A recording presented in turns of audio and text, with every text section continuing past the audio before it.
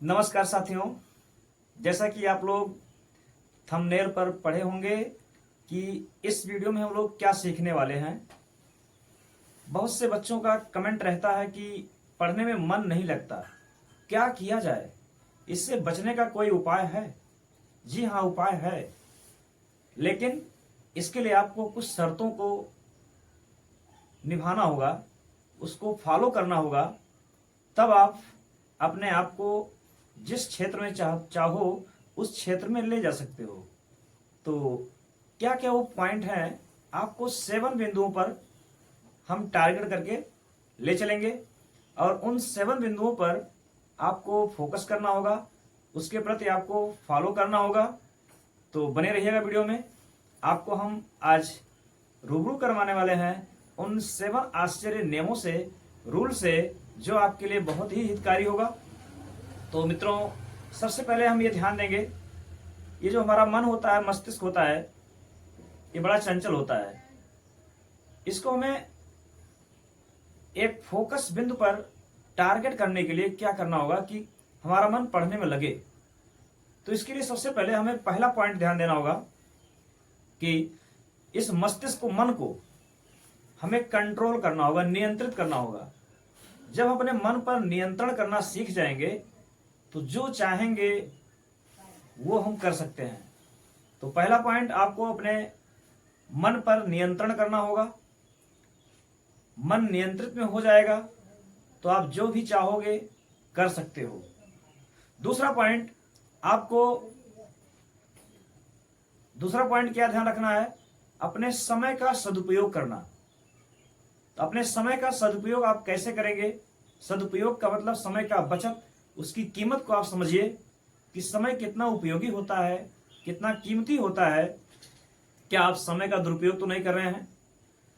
आप क्या कर रहे हैं उसके बारे में एक बार सोच लीजिए कि मैं जो काम कर रहा हूं, क्या ये सार्थक जा रहा है या इसका कोई अर्थ नहीं निकलने वाला, सार्थक है या निरर्थक है। इस बिंदु पर भी ध्यान देना होगा। कुछ भी काम आप कर रहे हो तो उस बिंदु पर आपको ध्यान देते हुए अपने समय को बचाना है, अपने समय का उपयोग करना है। तो ये हो गया आपका दूसरा पॉइंट। मित्रों, तीसरे पॉइंट पर हम ध्यान देते हैं कि हम जो कुछ कर रहे हैं, क्यों कर रहे हैं? हमारे माता पिता का सपना क्या है? क्या अपने माता पिता के सपनों को हम साकार कर रहे हैं कि नहीं? वो हमें क्यों पढ़ा रहे हैं? वह हमें हमसे क्या उम्मीद रखते हैं? हमसे ये उम्मीद रखते हैं कि मेरा बच्चा आगे चलकर मेरे लिए कुछ सहारा बनेगा, मेरा वृद्धावस्था आएगा तो मेरे लिए वरदान साबित होगा, मैं इसके सहारे चलूंगा। इसलिए आपको अच्छी शिक्षा देने की कोशिश करता है कि मेरा बच्चा आगे बढ़े, हर क्षेत्र में वो आगे निकले, किसी लायक हो जाए, कहीं नौकरी लग जाए, किसी बिजनेस में लग जाए, या कोई भी ऐसा काम करे जिससे कोई इनकम का स्रोत बन जाए। तो ये हम लोगों का टारगेट होता है। तो मन हमारा पढ़ाई में नहीं लगता, इस बात को हमें ध्यान में रखना चाहिए कि मन नहीं लग रहा है, क्या मेरे माता पिता कुछ कमी कर रहे हैं? अगर आपको भरपूर सुविधा दे रहे हैं तो जरा एक बार उनके बारे में भी आपको सोचना चाहिए कि मेरे माता पिता मुझसे क्या उम्मीद रखते हैं, क्या मैं उनके उम्मीदों पर खरा उतर रहा हूं, ऐसा काम कर रहा हूं कि जो उनके लिए हितकर होगा या मेरे लिए हितकर होगा। तो ये आपका तीसरा पॉइंट था। अब हम चौथे पॉइंट की बात करते हैं।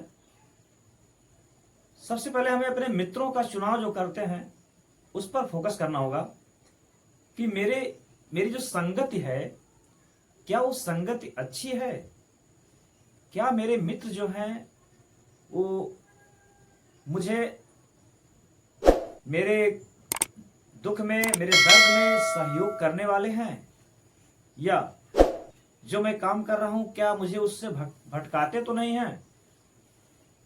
तो हमेशा मित्रों का चुनाव आप सोच समझ कर करिए, जो आपके दुख दर्द में हर समय आपके काम आए, आपका सहयोग करे, आपके मनोबल को ऊंचा रखे, डिमोटिवेट ना करे आपको।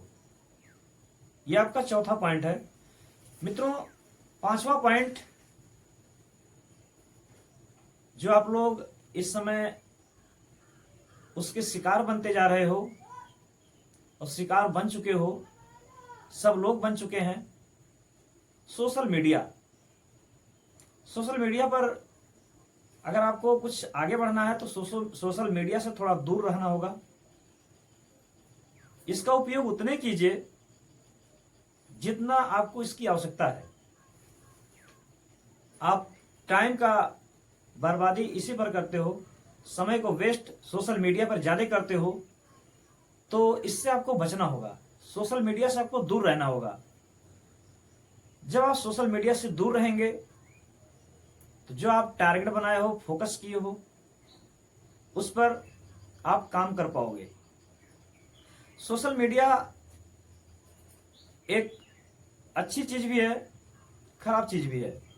तो आप सोशल मीडिया का प्रयोग जो कर रहे हो, क्या आप अच्छे क्षेत्र में कर रहे हो या आपका टारगेट, आपका रास्ता अलग है? तो ये सब बात हमें ध्यान में रखना होगा। और छठवां जो पॉइंट है हमारा,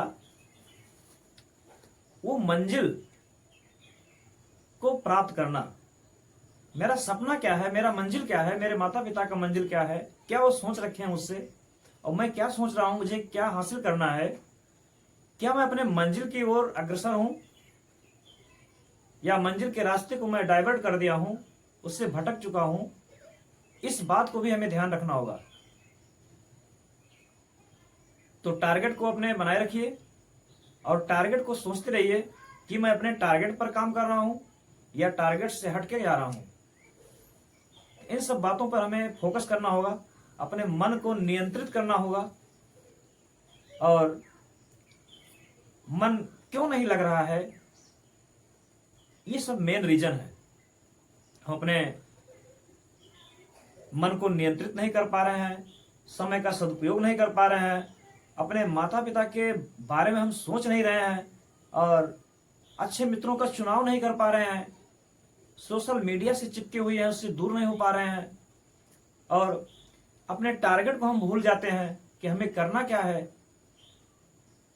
फिजूल कार्यों में अपने समय को हम वेस्ट कर देते हैं। तो ये सब हमें ध्यान रखना होगा। और लास्ट पॉइंट, अंतिम पॉइंट, जो 7 पॉइंट बता रहा था, कब पढ़ें, कैसे पढ़ें, कैसे स्टार्ट करें। तो सबसे पहले हमें, ये इंपॉर्टेंट चीज है, इसको ध्यान से सुनिएगा, हमें इस बात पर गौर करना होगा कि मेरा जब पढ़ने में मन नहीं लगता, क्यों नहीं लगता? जब मैं पढ़ने बैठता हूं तो बोरियत महसूस होती है, मन उबने लगता है, छोड़कर किताब भाग जाते हैं, इधर उधर घूमने के चक्कर में या सोशल मीडिया पर एक्टिवेट हो जाते हैं। तो सबसे पहले आप क्या करोगे, जो बुक आपको इंटरेस्टिंग लगे, जो भी किताब आपको रुचिकर हो, मजा आए उसको पढ़ने में, चाहे हिंदी हो, इंग्लिश हो, साइंस हो, जो भी सब्जेक्ट आपका फेवरेट है, सबसे पहले आप उस सब्जेक्ट को टारगेट बनाइए, उसी को लेकर बैठिए और आदत डालिए रोज। अगर आप कुछ नहीं बैठ पाते हैं, 1 घंटा भी नहीं बैठ पाते हो, आधा घंटा भी नहीं बैठ पाते हो पढ़ने, तो सबसे पहले आप आदत डालिए बैठने के लिए। अपने आप को रोज मन को कंट्रोल में करके कि मैं आज पढ़ूंगा। 10 मिनट से स्टार्ट कीजिए, आधा घंटा, पहले दिन 10 मिनट, 20 मिनट, 10 मिनट, 20 मिनट, जो आपकी क्षमता है, आधा घंटा बढ़ाते जाइए पर डे, उसको बढ़ाते जाइए, 10-10 मिनट करके बढ़ाते जाइए। एक दिन ऐसा आएगा कि आपकी क्षमता इंक्रीज हो जाएगी, बढ़ जाएगी, बैठने की आदत पड़ जाएगी। तो बैठना पहले सीखिए। इसके बाद फेवरेट सब्जेक्ट को चूज कीजिए, जो आपका फेवरेट सब्जेक्ट है उसी से स्टार्ट कीजिए पढ़ना। जब मन लगने लगे, इसके बाद उससे थोड़ा और हार्ड सब्जेक्ट उठाइए। तो मित्रों, इस तरह से अगर आप फोकस करके पढ़ते हैं तो आप अपने लाइफ को चेंज कर सकते हो। जो आप टारगेट बनाए हो उस टारगेट पर आप पहुंच सकते हो और अपने माता पिता के सपने को पूरा कर सकते हो। अब वीडियो मैं बहुत बड़ी नहीं करूंगा, बातें तो बहुत कुछ बताना है, बताने को तो बहुत कुछ मन कर रहा है, लेकिन इतनी बातें अगर आप फॉलो करते हो तो आपका जीवन सफल हो जाएगा। मित्रों, आपसे मैं अलविदा चाहता हूं। वीडियो आप लोग देखें, इसके लिए आपको बहुत बहुत धन्यवाद। नेक्स्ट वीडियो में कभी फिर आपको मोटिवेट करने वाली कोई वीडियो लेकर आऊंगा। जय हिंद।